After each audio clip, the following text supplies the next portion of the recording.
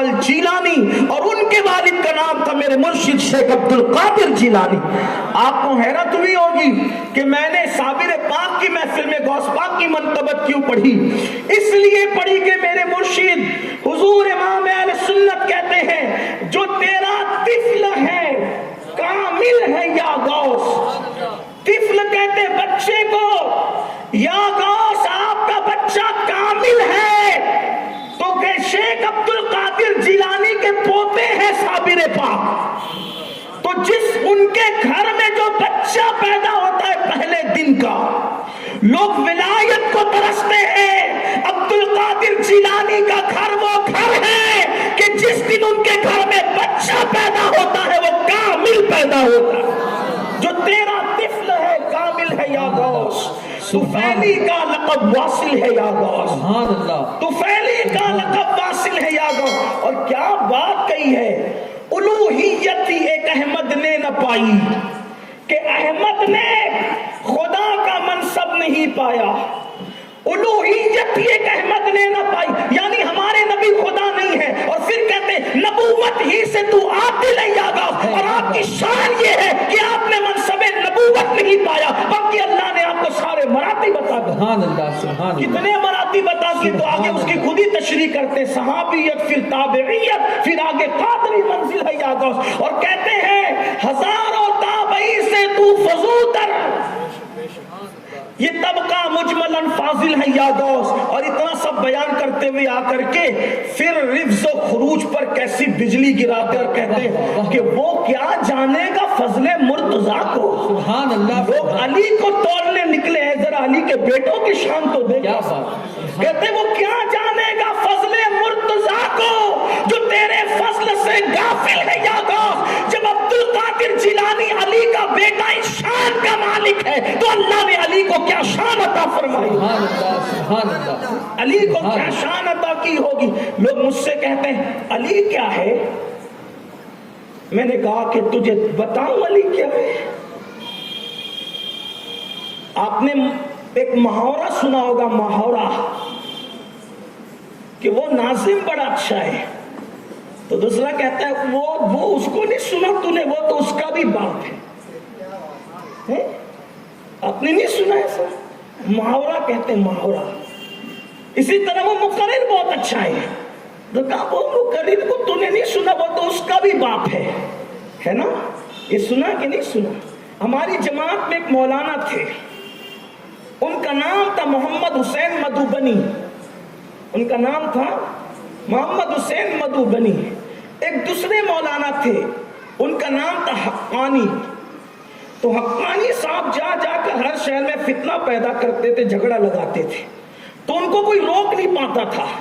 محمد حسین نے تقریر کی تو حقانی کو روکا، اور جب حقانی ان کے سامنے سرنڈر ہو گئے تو لوگوں نے کہا یہ تو حقانی کا بھی باپ ہے، یعنی یہ ابو الحقانی ہے، یعنی حقانی کا مطلب کسی فن میں کسی کو اوپر دیکھے تو کہتے ہیں یہ اس کا باپ ہے۔ اب لوگ مجھ سے پوچھتے ہیں علی کیا ہے، میں نے کہا مردے کو زندہ کرنے والا دیکھا؟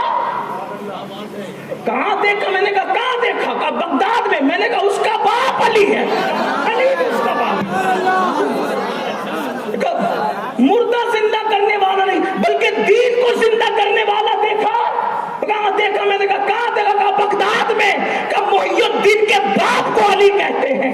اسی طریقے سے آپ نے حیات و موت کا فلسفہ سمجھاتے ہوئے کسی کو دیکھا؟ ہم اس کا کہاں دیکھا؟ میں نے کہا کہاں دیکھا؟ کلیئر میں اپنا جنازہ آپ پڑھاتے دیکھا؟ میں نے کہا اس کا بھی باپ علی ہے۔ سبحان اللہ، سبحان اللہ، سبحان۔ سب لینے والے ہیں، کسی کو دینے والا دیکھا؟ کہا وہ وارث دیوا ہے، لیوا نہیں دیوا ہے۔ میں نے کہا اس کا بھی باپ علی ہے۔ سبحان اللہ، سبحان، اس کا بھی باپ علی ہے۔ اللہ اکبر۔ پھر کسی نے کہا کہ ساگر کو گھاگر میں لاتے تو نے دیکھا؟ کہاں دیکھا؟ کہاں دیکھا؟ کہا اجمیر میں۔ میں نے کہا اس کا بھی باپ علی ہے۔ سبحان اللہ، سبحان اللہ۔ دنیا تنگ ہو گئی، اتنے سب کا باپ علی ہے۔ میں نے کہا تو اور نہیں سمجھا؟ کربلا کے ریگزاروں کو رشک جنت بناتے دیکھا، علی اصغر کو خاک و خون میں تڑپ کر مسکراتے دیکھا، 18 سال کی علی اکبر کو لٹاتے دیکھا، قاسم علی کو لٹتے ہوئے مسکراتے دیکھا، اللہ کے دین کو قیامت تک بچاتے دیکھا، اللہ کی بارگاہ میں سب سجدہ کر رہے تھے تو خدا بندے سے خود پوچھے بتا تیری رضا کیا ہے؟ نیزے پہ جس نے قرآن سنایا وہ حسین ہے، لا الہ الا اللہ کی بنیاد حسین، دین حسین، دین کی پناہ حسین، بادشاہ حسین، بادشاہ حسین، شاہ حسین، اللہ اکبر۔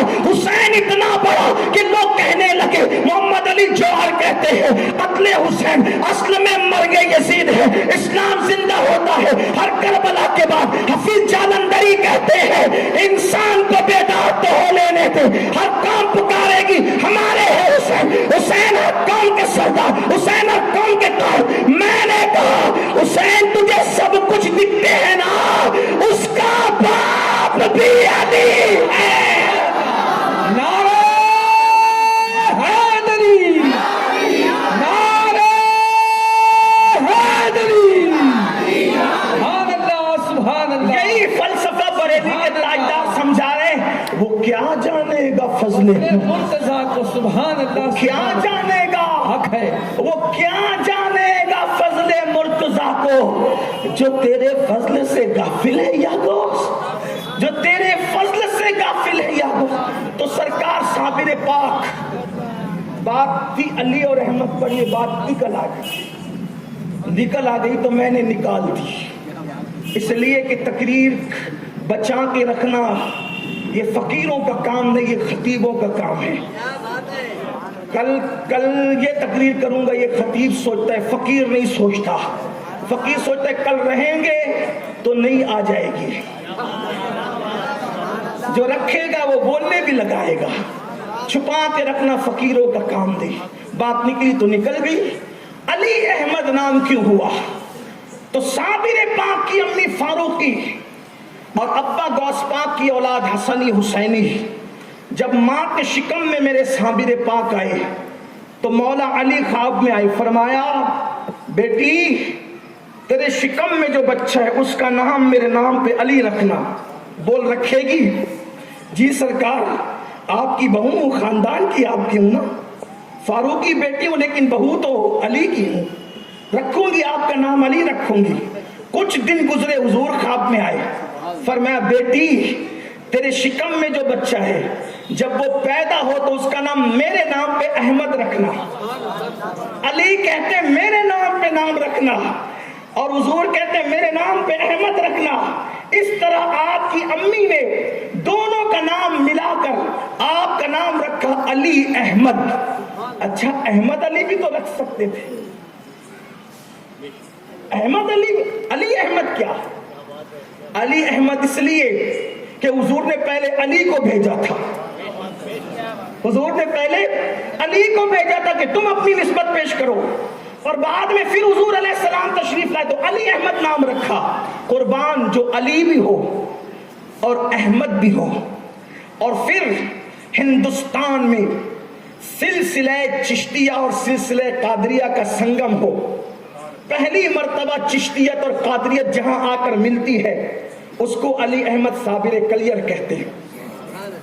صابر کلیر کے شان والے، بس بات لمبی نہ کرتے ہوئے عرض کروں، ان کے پیر و مرشد اور سگے ماموں ہیں حضرت سیدنا بابا فرید الدین مسعود گنج شکر۔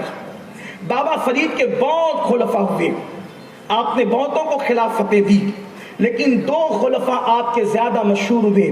ایک تو ہمارے مرشد حضور سیدی سرکار محبوب الہی سلطان الاولیاء سلطان المشائخ حضرت سیدنا نظام الدین نظام ملت والدین خواجہ نظام الدین محبوب الہی، جن کی وجہ سے ہم لوگ چشتی نظامی کہلاتے ہیں۔ اور دوسرے خلیفہ میں مشہور ہوئے وہ حضرت سلطان الصابرین سید علی احمد صابر کلیر۔ بہت سے خلفاء تھے، حضرت جمال الدین ہاشمی بھی تھے، اور بھی لوگ تھے، کئی نام آتے ہیں آپ کے بیٹوں میں بھی، لیکن دو مشہور ہوئے اور ان دو سے آپ کا سلسلہ بہت عروج کو پایا۔ یہ دو شہزادے ہیں روحانی حضرت بابا فرید الدین گنج شکر کے۔ لیکن اب سنیے، صابر پاک کے سرکار بابا فرید کے پہلے خلیفہ حضرت صابر پاک، سارے خلفاء میں سب سے پہلے خلافت حضرت بابا فرید نے اگر کسی کو دی ہے تو تاریخی روایت کے مطابق سرکار صابر پاک کو دی ہے. ان سے پہلے بابا فرید نے کسی کو خلافت نہیں دی. اور جو جمال ہاشمی رحمت اللہ علیہ کے پاس خلافت نامہ لے جانے کی بات ہے وہ محل نظر ہے اور درایت پر وہ پوری نہیں اترتی، وہ بات کی بات ہے. لیکن پہلے خلیفہ صابر پاک نمبر 1، یہ دونوں کو عروج ملا. نہ نظام الدین اولیاء کا کوئی ثانی، نہ صابر پاک کا کوئی ثانی، لیکن بابا فرید الدین گنج شکر. اب توجہ کریں، بہت باریک سی بات عظمت صابر پاک پر پیش ہو رہی ہے، توجہ کرنا. سرکار بابا فرید نے فرمایا، میاں اللہ تبارک و تعالیٰ نے جو میرا علم تھا، میرا علم وہ میرے نظام الدین کو دیا ہے. میرا علم نظام الدین محبوب الہی کو دیا گیا، اور میرے پیر و مرشد حضرت قطب الدین بختیار کاکی کا علم اللہ نے علی احمد صابر کلیئر کو عطا فرمایا. میرے علوم نظام الدین کو دیے، اور میرے پیر کے علوم اللہ نے قطب الدین بختیار کاکی کے علوم علی احمد صابر کلیئر کو دیا. اب تھوڑا قطب الدین بختیار کاکی کو سمجھو، جس کے علوم سینہ صابر پاک میں منتقل ہوئے. لوگ صابر پاک کو سمجھتے کیا ہیں؟ شیخ الحدیث زکریا صاحب، جن کو لوگ کہتے ہیں فضائل اعمال کے مصنف، جنہوں نے فضائل اعمال لکھی. زکریا کاندلوی صاحب نے لکھا کہ جب صابر پاک کا وصال ہو گیا تو برسوں تک کے کسی کو حاضری کی اجازت نہ تھی، اور اس کی وجہ یہ تھی کہ صابر پاک کی قبر سے نور کا ایسا شعلہ نکلتا تھا کہ کسی کے اندر حاضری کی تاب اور طاقت نہیں تھی. نور کا شعلہ وہ بیان کر رہے ہیں، وہ طبقہ جو نبی کو نور نہیں مانتا. میں اس لیے ان کا حوالہ پیش کر رہا ہوں، کوئی اختلافی بات کرنے نہیں بیٹھا. میں پھر کہتا ہوں، ہم لوگ فرقہ واریت والے لوگ نہیں، لیکن اتنا ضرور ہے کہ ہم جب وہ دلائل جب پڑھنے کی بات آتی تو کہتا ہوں کہ حوالہ پڑھو. اور شیخ زکریا صاحب کی یہ پہلی کتاب ہے تاریخ مشائخ چشت جہاں، جس کے حوالے سے میں پڑھ رہا ہوں. انہوں نے اپنی زندگی میں جو پہلی کتاب لکھی وہ یہ ہے کہ وہ کہتے ہیں کہ صابر پاک کے مزار سے شعلہ نکلتا تھا نور کا، نور کی تجلی نکلتی تھی، کوئی حاضری دینے کی طاقت نہیں رکھتا تھا. صابر پاک وہ ہیں، اللہ اکبر، برسوں تک صابر پاک کے مزار پر کوئی حاضری نہ دے سکا، کسی کو حاضری دینے کی سعادت نصیب نہ ہو سکی. اس شان کے ساتھ سرکار صابر پاک نے پردہ فرمایا. تو عرض یہ کر رہا تھا، بابا فرید نے فرمایا میرے علوم نظام الدین کو دیے، اور میرے پیر و مرشد کے علوم قطب الدین بختیار کاکی کے صابر پاک کو منتقل کیے. اب دیکھو صابر پاک کی کیسی یگانگیت ہے، یگانت ہے حضرت قطب الدین بختیار کاکی میں. بختیار کاکی کو کوئی معمولی سمجھ رکھا ہے؟ بختیار کاکی غریب نواز کے پہلے جانشین، بختیار کاکی سرکار غریب نواز کے پہلے سجادہ نشین. اور بختیار کاکی کون ہے؟ غریب نواز فرماتے ہیں میں نے قطب الدین کو خلافت کیوں ہی نہیں دی. ذرا توجہ کریں، قطب الدین بختیار کاکی کے مزار پہ جانا تو اس تصور کے ساتھ جانا، لوگوں کو اولیاء کی عظمت کیا پتا، اور بالخصوص ہمارے مشائخ چشت کی اہمیت کیا پتا. اللہ اکبر، اللہ اکبر. سرکار غریب نواز فرماتے ہیں میں نے قطب الدین کو یوں ہی خلافت نہیں دی. جب میرے پیر و مرشد حضرت خواجہ عثمان ہارونی میرے خواب میں آئے، فرمایا بابا قطب الدین کو خلافت عطا کر دو. پھر میں نے تأمل کیا، اس لیے کہ میری ہمت نہ ہوئی، حالانکہ مرشد کا حکم تھا، پشو پیش میں تھا کہ دوسرے دن رسول اللہ خواب میں تشریف لائے، فرمایا قطب الدین کو خلافت دے دو. ابھی اور تشویش بڑھی کہ قطب الدین کا مقام یہ ہے کہ حضور حکم دیتے کہ اس کو خلافت دے دو. ابھی اسی پسو پیش میں تھا کہ اللہ کا دیدار خواب میں نصیب ہوا، اور اللہ نے فرمایا قطب الدین کو خلافت دے دو. تو اللہ و رسول کے حکم سے میں نے قطب الدین کو خلافت عطا فرمائی. یہ بابا قطب الدین بختیار کاکی. اور سرکار بابا فرید فرماتے ان کے علوم میں نے ثابت. اسی لیے اب دونوں کی زندگی میں کتنی یکسانیت ہے. حضرت قطب الدین بختیار کاکی کا وصال عین محفل سما میں ہوا، عین محفل سما میں ہوا. سما ہو رہی تھی اور مولانا احمد جام کا شعر پڑھا جا رہا تھا.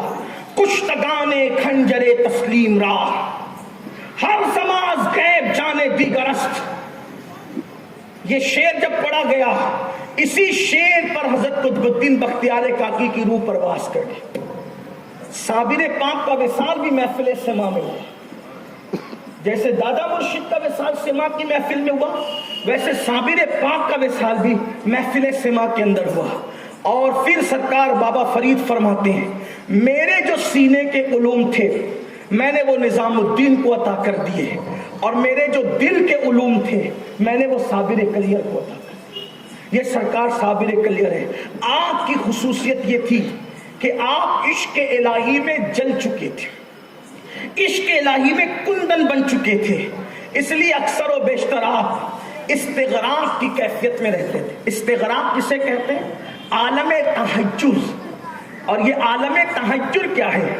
बंदा विलायत में उस मंजिल पर पहुंचता है कि निगाह उठती है तो जलवा यार देखता है, मुशाहिदा करता है यार के जलवों का, आलमे तहज्जुर। तो साबिर पाक अक्सर तहज्जुद और इस्तिग़राक़ की कैफियत में रहते थे। पूरी जिंदगी आपने जो खाना खाया वो था बगैर नमक के उबले हुए गूलर, उबले हुए गूलर खाते थे, और वो भी 2 से 3, इससे ज्यादा नहीं।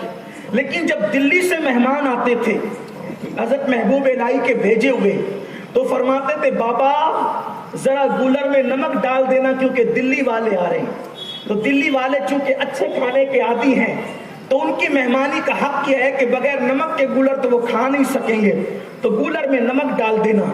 आजकल हमारा हाल ये है कि लोग तस्बीह पढ़ते पढ़ते सोचते कि मैं वली बन जाऊं। मेरे अजीज, तस्बीह से कोई वली नहीं बनता जब तक कि वो अपने नफ्स के साथ मुजाहिदा न करे। 3 टाइम मुर्गी डकार लेकर के खाएगा तो विलायत की मंजिल पर कैसे पहुंचेगा? हलक तक खाएगा, धक्का देने के लिए थम्सअप भी पिएगा, तो किस तरीके से विलायत की मंजिल पे पहुंचेगा? हंसने की बात नहीं, सिर्फ तहज्जुद विलायत तक नहीं पहुंचाती, सिर्फ जैवर तस्बीहां विलायत तक नहीं पहुंचाती, जब तक के नफ्स को कुचला न जाए, नफ्स के साथ जिहाद न किया जाए, नफ्स के साथ मुजाहिदा न किया जाए। साबिर पाक ने वो मुजाहिदा किया है, गूलर पूरी जिंदगी खाए हैं, वो भी रोजाना नहीं, वो भी कभी कभी बगैर नमक के नफ्स को कुचला। अल्लाह अकबर। इसीलिए लोग आपके पास मिलने जुलने भी कम आते थे। एक मर्तबा हजरत बाबा फरीदुद्दीन गंज शकर रहमतुल्लाह अलैह के एक मुरीद कहते हैं, हुजूर मेरा दिल चाहता है कि मैं आपके दोनों रूहानी शहजादों से मिलने के लिए जाऊं। फरमाया जाओ, लेकिन बाबा दिल्ली जाना तो वहां कोई टेंशन की, कोई मसले की बात नहीं है, जैसे चाहो रहना, लेकिन जब कलियर जाना तो थोड़ा हिसाब किताब में रहना, क्योंकि वहां जलाल पूरे शबाब पर रहता है। अल्लाह अकबर। साबिर पाक है, जलाल अल्लाह अल्लाह। अल्लाह ने क्या जलाल दिया था। विसाल के बाद 12 साल तक कोई मजार पे हाजिर नहीं हो सकता था। जो आता था एक बिजली कड़कती थी उसको जला दे, कोई आ ही नहीं सकता। हजरत शेख अब्दुल कुद्दूस गंगोही रहमतुल्लाह अलैह, ये सिलसिले साबरिया के बड़े मशाइख में होते हैं। गंगोहा में जिनका मजार है, गंगोहा शरीफ, हमारे अब्दुल कुद्दूस गंगोही का शहर है। अगर गरीब नवाज की वजह से अजमेर शरीफ है और कलियर की वजह से दिल्ली शरीफ है, तो शेख अब्दुल कुद्दूस की वजह से गंगोह भी शरीफ है। गंगोह भी शरीफ है शेख अब्दुल कुद्दूस की वजह से। लेकिन गैर शरीफों ने उसकी शराफत पर सवाल का निशान खड़ा कर दिया, इसलिए कभी कभी कहने में थोड़ा सा मोहतात हो जाते हैं, वरना वल्लाह गंगो हमें कलियर से कम मुअज़्ज़ज़ नहीं लगता।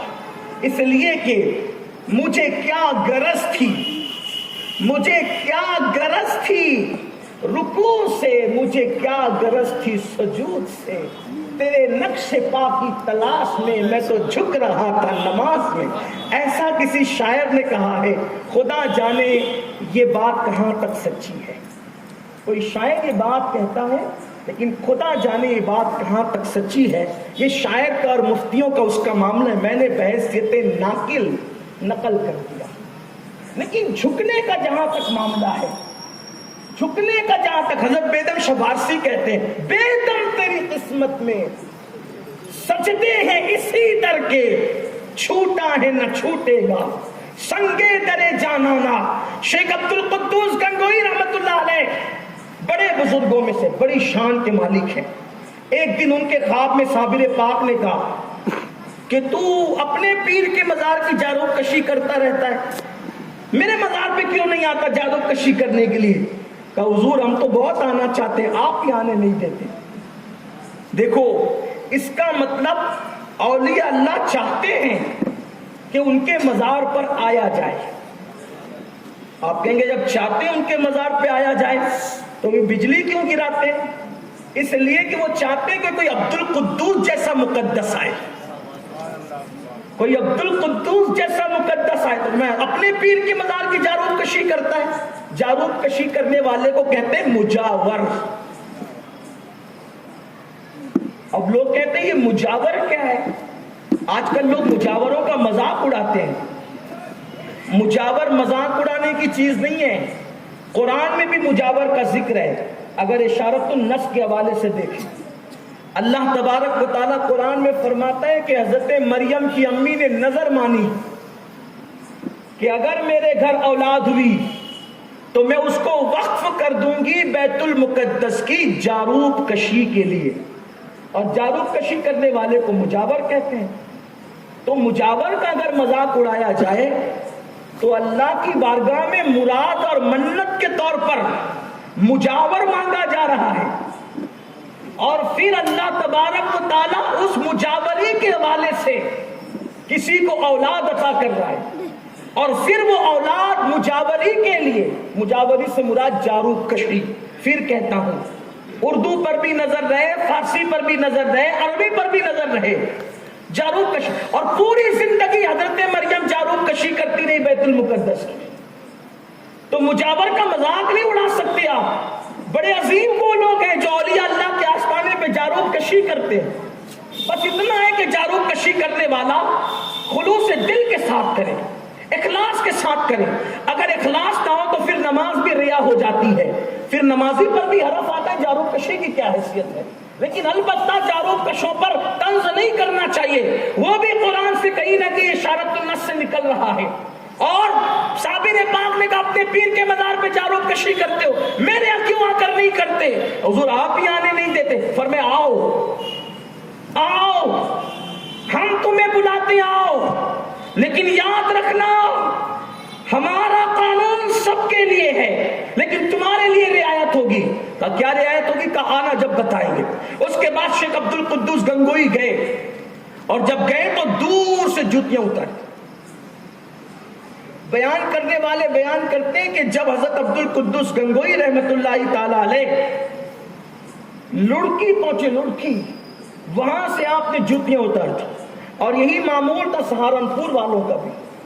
سہارنپور کے اکثر لوگ, حتیٰ کہ مولوی قاسم نانوتوی بھی جب صابر پاک کے مزار پہ جاتے تو وہ 3 دن تک اعتکاف کرتے اور دور سے جوتیاں اتارتے. یہ اس وقت کے حالات ہیں جب تک کہ وہ سلسلہ صابریہ پر عقیدے کے اعتبار سے قائم رہے, جب تک وہ عقیدے کے اعتبار سے قائم. آپ کوئی برا نہیں مانے میری بات کا, میں تاریخ کھول رہا ہوں. اگر کسی کو یقین نہیں آتا تو وہ کتاب اٹھا کے پڑھے. یعنی صابر پاک اس ولی کا نام ہے جو لوگ مدینے میں جوتیاں اتارنے کے قائل نہیں ہیں, انہوں نے کلیئر میں جوتیاں اتاری, وہ میرے صابر کی کرامت ہے. صابر پاک کوئی معمولی انسان نہیں. سنیوں کو چاہیے کہ صابر پاک کو پڑھیں, صابر پاک کی تاریخ کو پڑھیں, صابر پاک کی ولایت کو پڑھیں. آفتاب ولایت کا نام صابر پاک ہے. آفتاب ولایت کا نام, آفتاب چشتیت کا نام صابر پاک ہے. تو کچھ لوگ ایسے تھے, تو حضرت عبد القدوس گنگوئی رحمت اللہ علیہ نے بھی جوتیاں دور سے اتاری. جب آئے تو پھر وہی بجلی چمکی. انہوں نے کہا کہ آپ نے فرمایا تھا, میں آیا. پھر وہ بجلی رک گئی. پھر آگے بڑھے, پھر بجلی چمکی.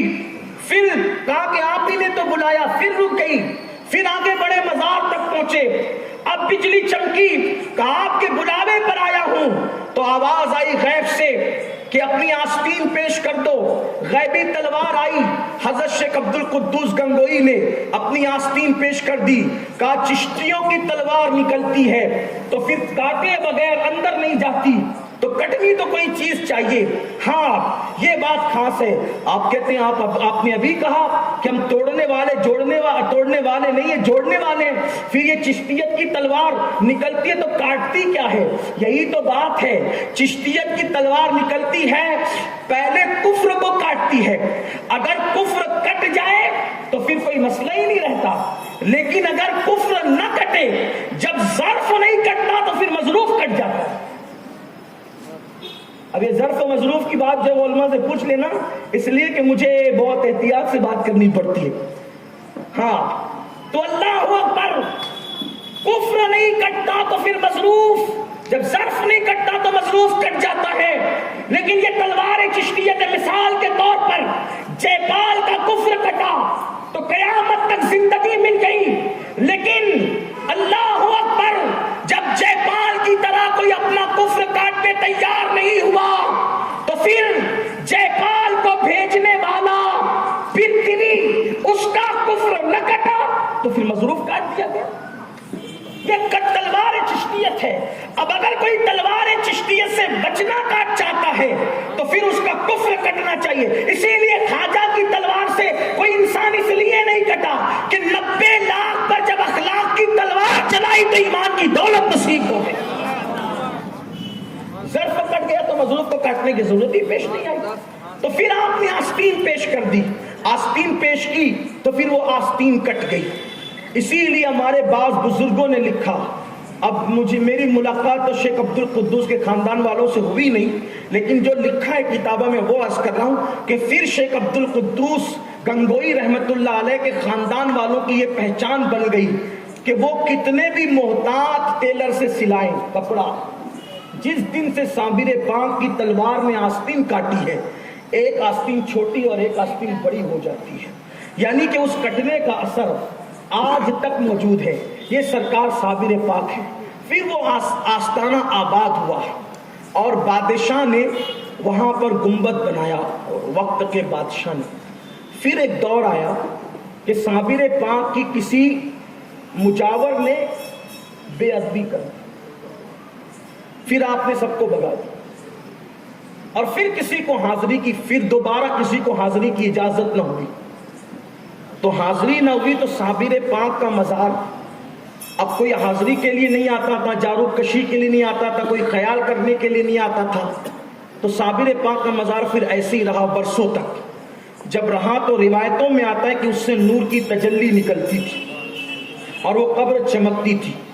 تو ایک سنیاسی سمجھتے, ایک سنیاسی جنگل میں جا رہا تھا تو اس نے دیکھا کہ ایک قبر ہے اور اس قبر سے نور نکل رہا ہے. تو اس نے سوچا کہ ظاہر سی بات ہے یہ قبر کسی مومن کی ہو سکتی, ایمان والے کی ہو سکتی, یہ منکر اسلام کی تو قبر نہیں ہو سکتی. تو چونکہ گنبد بن چکا تھا, مزار بن چکا تھا, تو اس نے سوچا کہ صابر پاک کے مزار پہ پاخانہ کر کے, بدتمیزی کر کے اس کی بے ادبی کرے, توہین کرے. تو جیسے ہی اس نے یہ دل میں غلط خیال لایا تو صابر پاک رضی اللہ تعالیٰ کی طرف سے آواز آئی, اندر آؤ. تو جیسے ہی اس نے کھڑکی سے اندر ڈالا اپنی گردن کو تو کھڑکی دبی اور اس کو مار ڈالا. اب پھر اس کے بعد مجاوروں پر پھر کرم کی نظر ہوئی وہاں کی, اور فرمایا کہ آؤ اس کتے کو اٹھا کے لے جاؤ. تو جب وہ آئے, بھاگتے دوڑتے گرتے پڑتے آئے, تو ان لوگوں نے کیا دیکھا کہ ایک شخص ہے, اس کا پورا جسم انسان کا ہے اور اس کا سر کتے کا ہے اور وہ مرا ہوا پڑا ہے.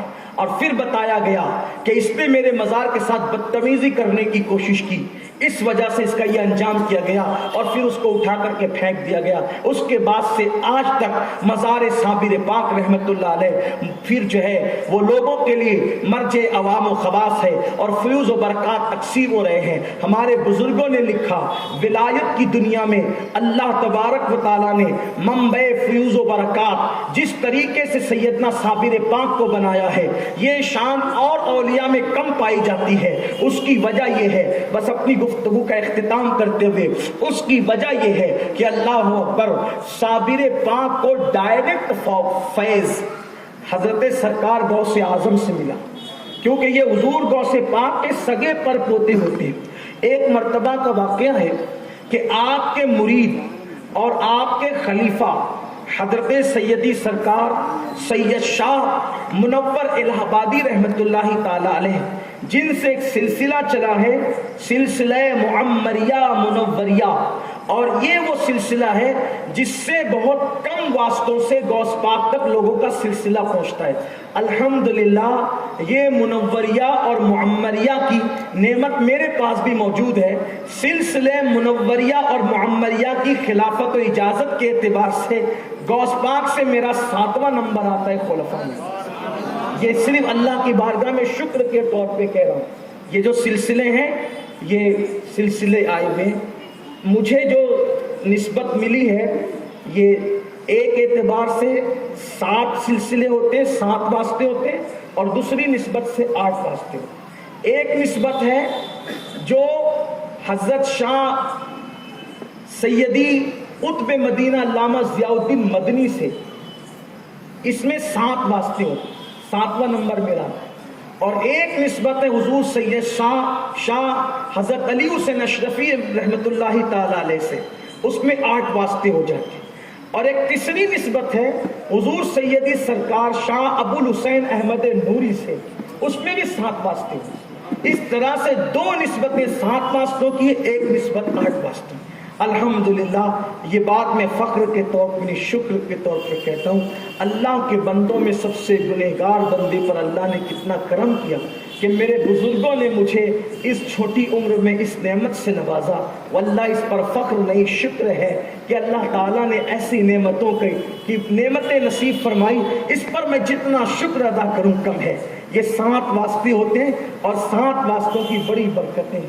پھر اس کے بعد جو ہے 8ویں واسطے کی سب کی برکت ہے، لیکن 7 کی ایک خاص خصوصیت بیان کی گئی ہے جس کا ذکر یہاں نہیں کیا جاتا۔ لیکن بہرحال تو عرض کر رہا تھا، حضرت سید شاہ منور الہ آبادی رحمت اللہ تعالی علیہ ڈائریکٹ مرید اور خلیفہ ہیں حضرت سیدنا غوث پاک شیخ عبد القادر جیلانی رضی اللہ تعالی۔ آپ بچپنے سے غوث پاک سے وابستہ ہو گئے تھے، اور آپ کا کام تھا حضور غوث پاک کو وضو کرانا، مسواک پیش کرنا، آپ کی خدمت کرنا۔ ایک مرتبہ مرشد غوث پاک کو وضو کرا رہے تھے، وضو کراتے ہوئے عرض کیا سرکار یہ آب حیات کیا ہوتا ہے، آب حیات کیا چیز ہے؟ تو مرشد غوث پاک نے فرمایا، غوث پاک تھے، حضور غوث اعظم دستگیر تھے، فرمایا پیے گا، آب حیات پیے گا؟ کہ حضور وہ پوچھ رہے تھے ہوتا کیا ہے، اور یہاں ڈائریکٹ حکم ہو رہا ہے کہ پیے گا، چاہیے تجھے؟ تو حضور کس کو نہیں چاہیے؟